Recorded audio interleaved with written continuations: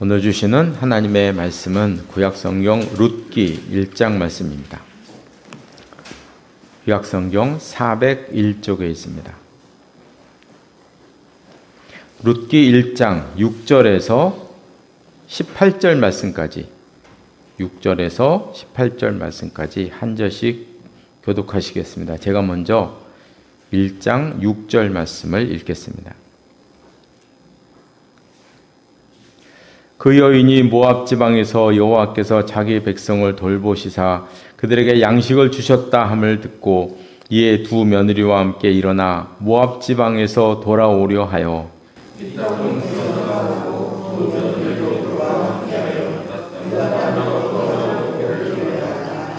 나오미가 두 며느리에게 이르되 너희는 각기 너희 어머니의 집으로 돌아가라. 너희가 죽은 자들과 나를 선대한 것 같이 여호와께서 너희를 선대하시기를 원하며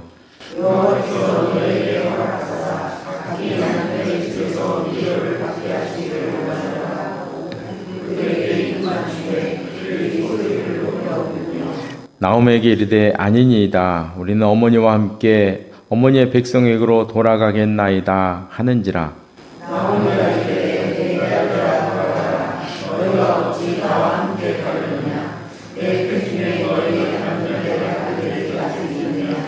내 딸들아 되돌아가라. 나는 늙었으니 남편을 두지 못할지라. 가령 내가 소망이 있다고 말한다든지 오늘 밤에 남편을 두어 아들을 낳는다 하더라도 너희가 어찌 그들이 자라기를 기다리겠으며 어찌 남편 없이 지내겠다고 결심하느냐. 내 딸들아 그렇지 아니하니라. 여호와의 손이 나를 치셨으므로 나는 너희로 말미암아 더욱 마음이 아프도다. 그들이 소리를 높여 다시 울더니 오르바는 그의 시어머니에게 입맞추되 룻은 그를 붙쫓았더라. 나오미가 또 이르되 보라 그의 문을 그에게 구하노라. 그의 시내에게로 돌아가니 너도 너희 빈소를 따라 돌아가라니. 룻이 이르되 내게 어머니를 떠나며 어머니를 따르지 말고 돌아가라 강권하지 마옵소서. 어머니께서 가시는 곳에 나도 가고 어머니께서 머무시는 곳에서 나도 머물겠나이다. 어머니의 백성이 나의 백성이 되고 어머니의 하나님이 나의 하나님이 되시리니. 어머니께서 죽으시는 곳에서 나도 어머니 되시리라. 만일 내가 죽는 일에 어머니를 떠나며 여호와께서 내게 벌려주시고 너에게 주시기를 원하노라. 함께 보겠습니다. 나오미가 룻이 자기와 함께 가기로 쉽게 결심함을 보고 그에게 말하기를 그치니라. 아멘. 이 말씀 위에 하나님의 은혜가 함께 하시기를 바랍니다.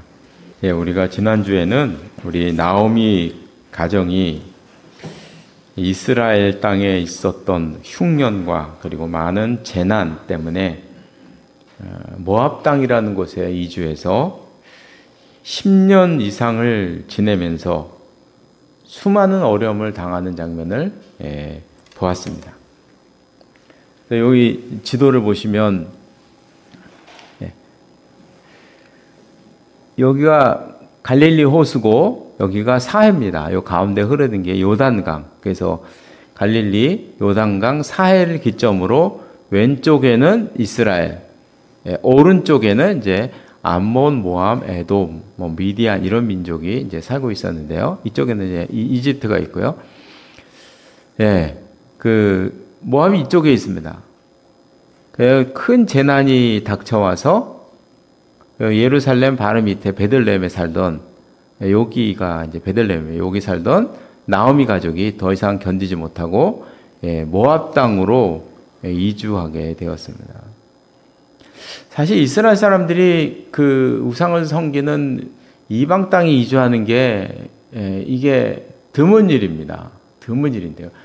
얼마나 힘들었으면 옮겼을까 이렇게 이제 예상을 해볼 수가 있습니다. 이 당시에 재난은 미디안 민족이 침공한 것을 예상하는데요. 이제 미디안 민족은 지금의 사우디아라비아 북쪽에 살던 민족입니다.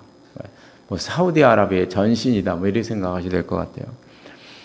이 미디안이 이스라엘을 공격하는데 어떻게 공격해 들어갔냐 하면 요 밑으로 해서 바람 광야 이렇게 해서 들어간 게 아니고 여기 산악지대라 갈 수가 가기가 힘들어서 그렇게 간 게 아니고요.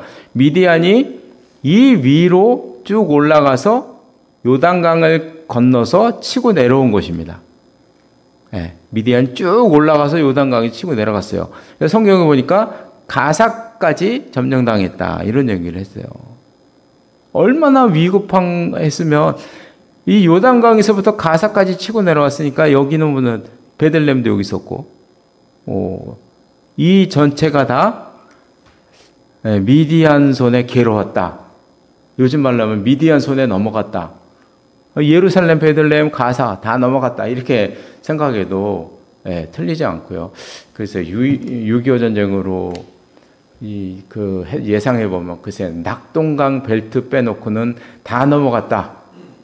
뭐 그렇게 생각해도 돼요. 그렇게 위험했던 그 장면입니다. 그러니까 이제 모압으로 이주해서 살게 됐는데요. 이것을 가리켜서 어떤 사람들은 뭐 이렇게 말할 수 있을 것 같아요. 아마 이렇게 말한 사람도 저는 있을 거라고 생각을 해요. 자기 살겠다고 조국 버리고 조국 배신하고 하나님 버리고 우상을 섬기는 땅에 도망을 가더니 하나님께 벌을 받았구나. 뭐 이런 이야기도 전 나올 법한 이야기입니다. 자기 살겠다고 그렇잖아요. 자기 살겠다고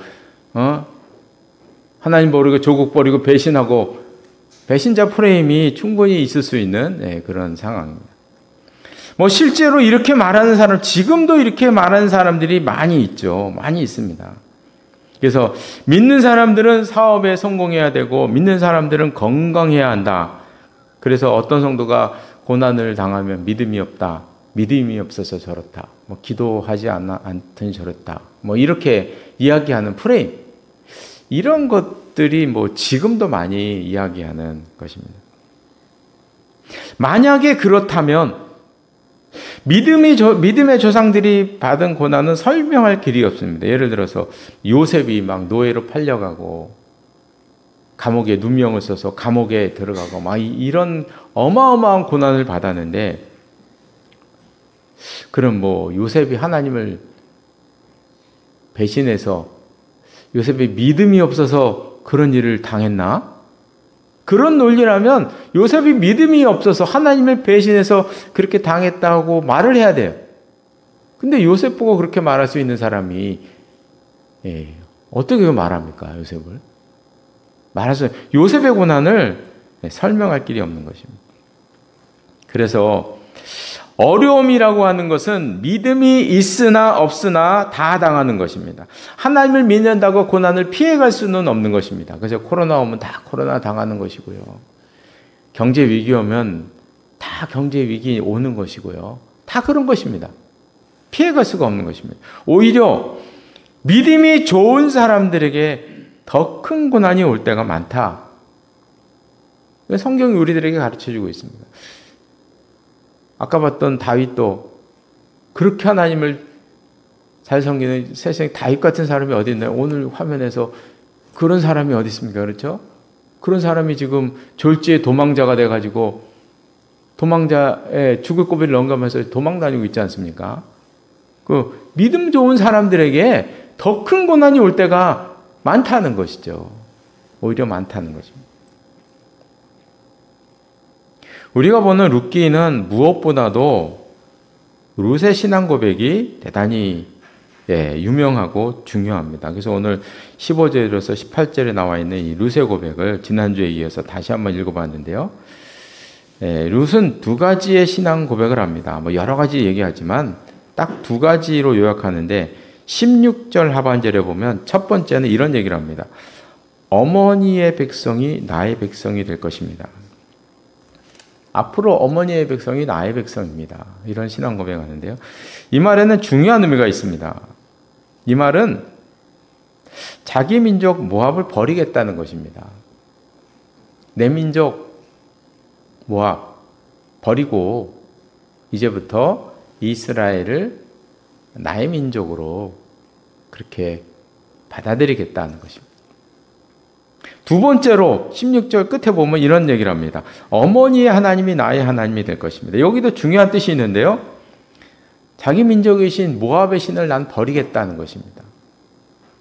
모압의 신을 버리고 나는 이스라엘의 하나님, 어머니가 믿는 이스라엘 하나님 여호와를 내가 앞으로 나의 신으로 섬기겠다는 이야기를 하는 것입니다. 아마 룻도 태어날 때부터 모압의 신을 믿었겠죠. 섬겼겠죠, 당연히. 모압 신에게 제사도 지내면서 지냈을 것이고. 그런데 지금까지 자기가 섬겼고 자기 집안이 섬겼고 대대로 섬겼던 그 신을 내가 이제 버리고 내가 여호와를 섬기겠다는 것입니다. 룻은 나오미를 따르기 위해서 큰 대가를 지불했는데요. 자기 민족 버렸죠. 그리고 자기가 믿던 신을 버린 것입니다. 사실 이런 결정은 이게 오늘날에도 내리기 쉬운 결정이 아니에요. 이거는 내리기 어려운 결정입니다. 오늘날에도 수천 년이 지난 오늘날에도 이 두 가지 말을 이게 할 수가 있나요? 진짜 어려운 것이거든요. 하물며 룻의 시대에는 말할 것도 없는 거예요. 그러니까 룻의 신앙 고백, 두 가지의 신앙 고백을 우리가 중요하게 생각하고 우리가 많이 기억하고 있는 것입니다. 그럼 여기서 우리가 이제 생각해야 될 문제가 있습니다. 룻은 어떻게 이런 선택을 할 수가 있었나 하는 거죠. 태어나서부터 모압에 살았던 그 여인이 어떻게 이런 결정을 할 수가 있었고 무엇이 룻을 이렇게 만들었을까를 이런 질문을 해볼 수가 있어요. 그죠? 사람이 어떻게 이렇게 변합니까? 어떻게? 그래서 우리가 이제 오늘 본문을 이제 자세히 살펴보면 아마도 시어머니 나오미 때문이 아닌가. 시어머니 나오미의 영향 때문이 아닌가. 우리는 조심스럽게 추론을 해볼 수가 있어요. 저는 나오미의 말 중에서 두 군데를 주의해서 이제 보는데요. 먼저는 9절 말씀에 보면 지난주에도 잠깐 봤는데요. 이렇게 얘기하죠. 9절 중간 맨 앞에서 좀 뒤에 보면 각기 남편의 집에서 위로를 받게 하시기를 원하노라. 이 말은 이제 이런 뜻이죠. 나를 따라서 이스라엘에 너희는 가지 말고 너희 민족 모압에 남아서 모압 남자를 만나서 새롭게 가정을 꾸리고 행복하게 살아라 하는 그런 이야기입니다. 사실 이스라엘이라고 하는 것은 며느리에게는 타향살이입니다. 나오미는 지금까지 살면서 타향살이가 얼마나 고된지를 몸으로 체험하고 있는 사람이에요. 10년 이상을 지금 모압 땅에서 살았거든요. 모압 땅에서 10년 동안 살면서 그곳에서 자기 남편 죽었죠. 두 아들 죽었죠. 두 아들도 자식 하나 못 낳고 죽었죠. 그리고 자기가 가져갔던 그 많은 재산, 얼마나 많은지 모르지만 하여간 풍족했다고 말할 정도로 가져갔던 모든 재산도 다 허비했죠. 그런 일을 당한 것입니다. 만약 며느리들이 이스라엘에 가면 글쎄요, 이거 장담할 수가 없는 거죠. 나오미 입장에서도 생각을 해보면 그렇게 막막할 수가 없어요. 이거는 정말 막막한 것입니다. 나오미는 모압에 갈 때 그래도 남편이 있었죠. 두 아들이 있었습니다. 그리고 풍족하다고 말하는 재산도 있었어요. 그렇게 가져가고 함께 갔어도 그런 어려움을 당했다는 거죠. 그런데 지금 며느리들은 남편도 없고 아이들도 없고 그나마 재산도 없어요. 그러면 그런 몸으로 꼭 가서 뭐 하면서 어떻게 살겠습니까, 여자가? 그래서 시어머니 나오미가 말하는 것입니다. 모압 땅은 그래도 너희 고향이다. 너희 친족들이 살고 있는 너희의 터전 아니냐. 너희는 아직 젊다. 그러니까 고향에 남아서 모압 남자를 만나서 새 가정을 이루고 사는 것이 너희들에게 맞다. 이렇게 이야기를 한 것입니다. 그래서 9절에 보면 이제 시어머니의 이 말을 듣고 두 며느리가 이제 소리 높여 울었는데요. 저는 나오미의 말에서 어머니의 진심, 이 진심이 두 며느리에게 바로 전달이 된 것 같아요. 바로 전달된 거예요. 또 한 군데의 말, 13절 하반절에 보면 이런 말을 합니다. 저는 이제 이 말씀에 제가 큰 은혜를 받아요. 나오미가 무슨 얘기를 하냐면 13절 맨 하반절에 보면 여호와의 손이 나를 치셨으므로 나는 너희로 말미암아 더욱 마음이 아프도다 하매. 여호와의 손이 나를 치셨으므로 저는 이제 이 말을 이제 들으면서 어떤 생각이 드냐면 나오미는 이스라엘을 떠난 것에 대한 죄책감을 계속 가지고 살았던 것 같아요.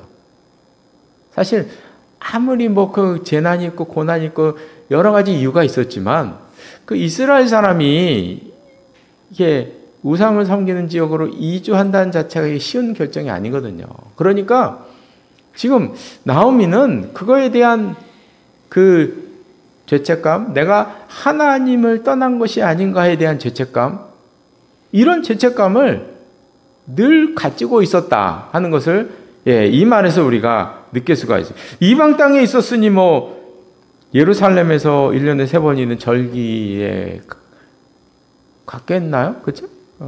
안 갔겠죠.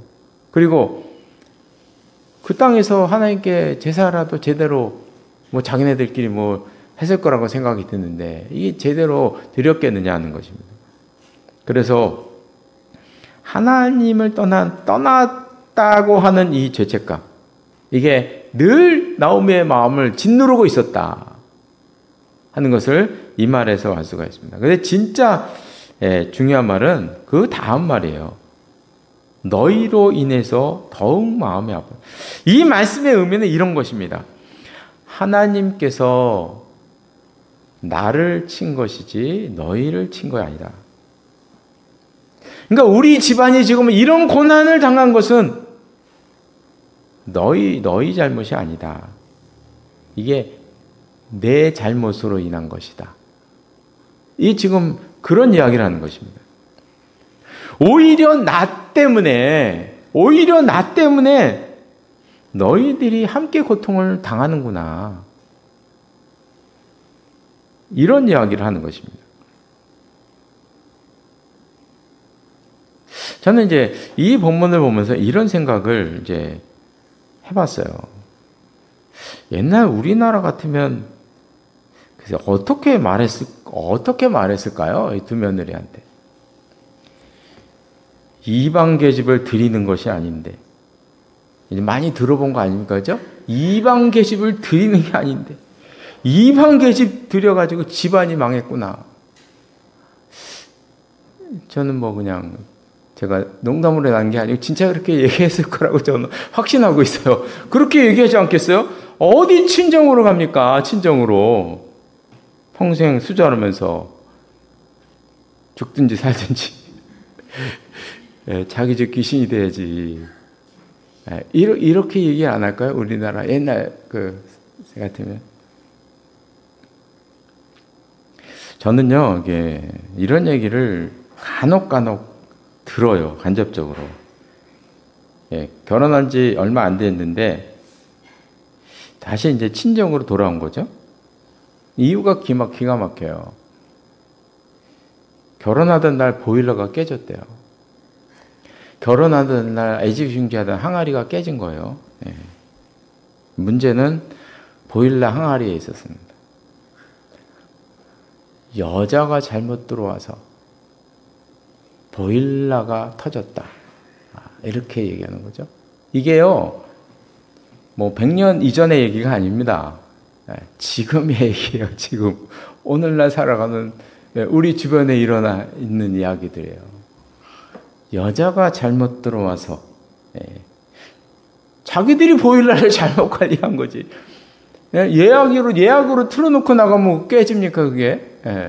깨지지도 않는 거죠. 자기들이 버튼 하나 안 눌러놔가지고 그래놓고 여자가 잘못 들어와서 그랬다는 거예요. 여자가 잘못 들어와서. 귀신신앙을 가진 사람들은요, 특징이 있어요. 주로 탓을 많이 합니다. 탓을 많이 해요. 탓을. 뭐 조상 탓? 몇 자리 탓? 뭐 주위에서 흔하게 그냥 일어나는 일들이잖아요. 우리 주위에서도. 몇 자리 탓하고. 요즘 뭐 엄청나게, 저는 안 봤는데 파멸하는 뭐 그런 거 뭐 뻔합니다. 내용이.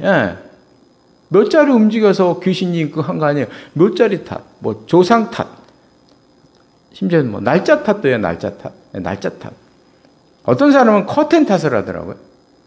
저게 또 뭔 소린가 했더니 커튼을 잘못 이렇게 관리했다는, 그래서 그 집안이 그리 됐다는 거예요. 그런 일이 생겼다는 거예요. 참. 그런 얘기도 전 들어봤어요. 그래서 뭐 커튼을 관리하는데, 우리가 이게 커튼을 할 때 보면은 청소할 때 이렇게 둘둘 말아서 올려서 이렇게 청소하잖아요. 그죠? 둘둘 말아 올렸다는 거예요. 누가 얘기했냐면요, 구역장님이. 둘둘 왜 말아 올렸냐고. 그러니까 너희 집안에 그 일이 생겼다고 그렇게. 커튼 탓도, 야, 깜짝 놀랐어요. 커튼 탓, 뭐 이름 탓, 이름도 뭐 막 한자에 획수가 뭐 몇 개 했는데 몇 개가 초과돼가지고 어떻게 되고 했다고 그래, 이름 바꾸라 그래가지고 떼돈 들여가지고 이름 바꾸고 막 이렇게 얘기하고 이런 얘기하고. 그러면 획수에 따라서 운명이 바뀌면 영어 쓰는 사람은 어떻게 되나요? 영어 이름은 어떻게 되는 거예요? 그거는 도대체가 어떻게 되나요?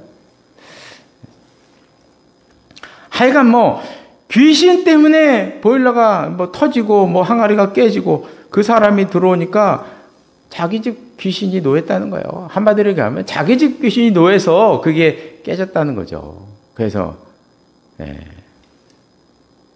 다 그 사람 때입니다. 내보내는 거예요, 그냥. 그래서 신혼여행 왔는데 문 닫아서 들어오지도 못하게 하더라고요. 그냥 문전박대 시키는 거예요, 막. 이런 얘기들. 저는 나오미의 말에서 참 신앙인의 모습을 발견하는데요. 너희들이 고생하는 것은 다 나 때문이다. 더 나아가서 나 때문에 너희들이 고생하는구나. 이게 이제 14절 하반절의 이야기예요. 여호와의 손이 나를 치셨으므로 나는 너희로 말미암아 더 마음이 아프다. 지금 너희들이 고생하는 게 나 때문이라는 거예요. 내가 지금. 그런 이야기를 지금 하고 있습니다. 저는 이 사건을 며느리들 입장에서 생각을 해봅니다. 보통 사람 같으면 배우자가 죽으면 이 죄책감을 갖는다고 해요.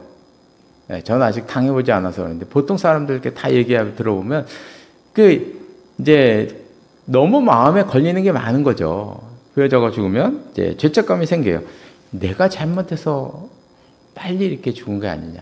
이런 생각이 확 들어가면서 내가 조금만 더 잘했으면 더 살 수 있지 않았나? 더 살 수 있지 않았을까? 이런 생각을 사람들은 하게 되는 것이죠. 이건 본능적으로 그렇게 하는 것입니다. 아마 본문에 나오는 이 며느리들도 그런 생각을 분명히 했을 것입니다. 자기 때문에 남편이 죽고, 자기 때문에 지금 대가 끊겼잖아요, 지금. 나오미 가정에 대가 끊겨버렸어요. 두 아들이 아들 없이 다 자식 없이 죽었으니까. 그럼 며느리 입장에서는 자기 때에서 대가 끊겨버렸네. 이게 지금 수천 년 전의 사람들의 입장에서 보면 여인들이 이만큼 괴로운 게 없는 거예요. 내 대에서 대가 끊겼다. 이런 생각을 가책을 지금 하고 자책을 하고 있었을 것이고요. 시댁 눈치를 지금 엄청 많이 볼 때인 거예요. 사실 이 정도 상황이라면 시어머니 입장에서는 푸념이라도 할 만합니다. 푸념이라도 한마디 할 만해요. 그런데 나오미는 푸념이나 오늘 성경을 보면 그래요. 단 한마디도 없어요. 단 한마디의 푸념이나 며느리가 어쩌고 저쩌고 한마디도 하지 않아요. 한마디도. 그러면서 모든 고난을 다 자기의 잘못으로 돌리고 있는 거죠.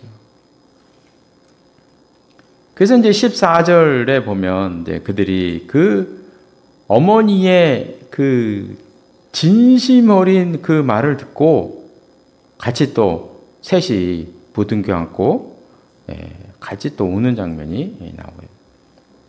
사실 지금 가장 큰 고통을 당하는 것은 나오미죠. 지금 나오미는요, 다른 사람이 봐도 제가 봐도 이 저주에 가까운 그 고난을 받은 것이에요. 이렇게 힘들 때가 어디 있겠습니까? 그런데 지금 나오미의 눈에는 자기의 고통보다 두 며느리의 고통이 더 크게 보이는 것입니다. 두 며느리의 고통이 나로 인해서 받고 있는 저 며느리의 고통을 더 크게 생각하고 있는 거예요. 저는 이제 나오미도 이 며느리에게 지금까지 살면서 불편한 점도 전 많았을 거라고 생각해요. 이방 여인들이었으니까 이 말이 모르겠어요. 말을 어떻게 했는지는 잘 모르겠어요. 그 당시에는요. 말이 달랐겠죠. 아무리 비슷한 면이 있어도 말이 달랐을 것이고요. 음식이 또 달랐겠죠. 살림살이하는 거 다 다르고. 그럼 이런 것들이 그 쌓이면은 글쎄 나오미가 야 음식이 어떻게 이 모양이냐 라든가 친정에서 뭘 배웠냐 하느라든가 이런 그냥 모르겠어요. 이거는 습관처럼 나올 수도 있는 이야기 있잖아요. 평소에 그냥 쑥 지나가면서도 나올 수 있는 얘기. 야 음식이 왜 이러냐 이렇게. 야 간연 제대로 했냐 이런 얘기. 당연히 음식도 달랐을 것이고 생활 방식이 달랐죠 당연히. 그럼 이런 불편함과 이런 섭섭함이 있을 거예요. 만약에 나오미가 평소에 이런 관계였다면 가라고 할 때 그냥 가지 않았을까요? 저는 이 정도 되면 글쎄 그 며느리 입장에서는 야반도주 해야 되지 않나 이 정도면? 모르겠어요. 옛날 고대 사람들은 어떤 의식을 가지는지 모르겠어서 이게 추측을 잘 못하겠지만 이거는요 야반도주 해야죠. 친척에 숨어 살아야 되는 거 아닌가요? 두 며느리가 이 정도 되면. 근데 나오미는 자기 고통보다 며느리들 고통을 먼저 생각합니다. 그래서 저는 룻이 이렇게 변한 것은 바로 나오미의 모습 때문이 아니냐. 물론 오늘 본문의 이 대화 때문에 변한 거라고 생각하지 않아요. 이거는 그냥 표면으로 드러난 나오미의 그 단면을 보여준 것이고요. 지금까지 몇 년 동안 같이 함께 살았잖아요. 그죠? 함께 살았던 동안 이 나오미가 며느리들을 어떻게 대했고 어떻게 함께 살았는가가 오늘 본문의 대화에서 다 나오는 거예요, 지금요. 다 드러나고 있는 거예요. 그러니까 룻의 이런 놀라운 변화는 저는 시어머니 나오미 때문이다. 이렇게 저는 결론지어 얘기를 해요. 이건 나오미 때문이다. 이렇게 말하는 거죠. 네, 이제 말씀을 마치겠습니다. 오늘 본문에 나오는 우리가 세 사람을 보았습니다. 나오미와 두 며느리 오르바와 룻 세 사람이 함께 이제 끌어안고 서로를 위해서 울고 입 맞추고 그런 장면을 봤는데 저는 성경 말씀 중에서 가장 마음이 아프기도 하고 가장 감동적이면서도 가장 아름다운 장면 중 하나. 전 두 장면을 꼽으라면 하나는 좀 요셉이 한 20몇 년 만에 아버지를 만나는 장면. 전 그 장면이 참 감격스러워요. 죽은 줄 알았는데 살았잖아요. 그 23년인가 만에 만났어요, 아버지를. 이 장면 너무 감격스러워요. 그리고 또 한 가지를 고른다면 저는 오늘 본문의 이 장면이에요. 세 여인이 함께 끌어안고 이 상황에서 헤어지는 장면, 그리고 서로 위해주는 장면. 이들은 지금 너무나 큰 환난을 당한 거예요. 상상하기도 힘든 그 환난을 당한 거예요. 너무나 힘들고 어려운 상황이었습니다. 이렇게 이쯤 되면 보통 가정은 깨어집니다. 이 정도 되면요, 가정은 깨어진 거예요. 풍지박산 나죠. 그런 것입니다. 그런데 세 사람은요, 서로 위로해주고 서로 격려해주고 서로가 자기 때문이라고 그러고 서로가 끼어안고 울고 입 맞추고 함께 울어주고. 그래서 저는 이제 이런 생각을 해봅니다. 글쎄, 우리 가정이 이 정도만 된다면 그죠? 천국이 따로 없겠죠, 그죠? 따로 없을 것이죠. 우리 교회가 이런 마음이라면 더 바랄 게 없겠죠, 그죠? 우리가 더 바랄 게 없습니다. 더 바랄 게 없을 것입니다. 그래서 우리들도 오늘 본문에 나와 있는 이 나오미의 이 진심 어린 말, 그리고 몇 년 동안 함께 살면서 두 며느리에게 했을 그 지극정성과 그 마음씨, 너희 때문이 아니라 나 때문이다. 나 때문에 너희들까지 고난을 당하는구나 하는 이런 마음과 이런 삶을 우리도 살아갈 수 있기를 바랍니다. 기도하시겠습니다.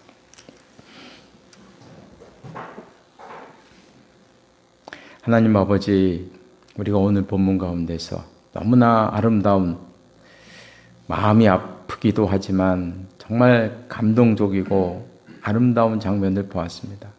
우리가 봤을 때 저주라고 말해도 우리가 어떻게 토를 달 수 없는 그런 고난과 환난 속에서도 세 사람이 서로 위로하고 서로 격려하고 서로 안아주고 서로 위에서 우는 이런 아름다운 장면을 저희들이 보았습니다.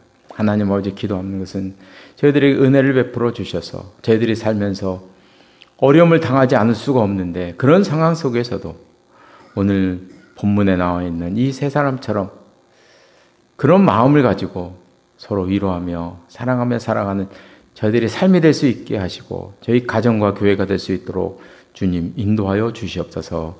예수님의 이름으로 기도드리옵나이다. 아멘.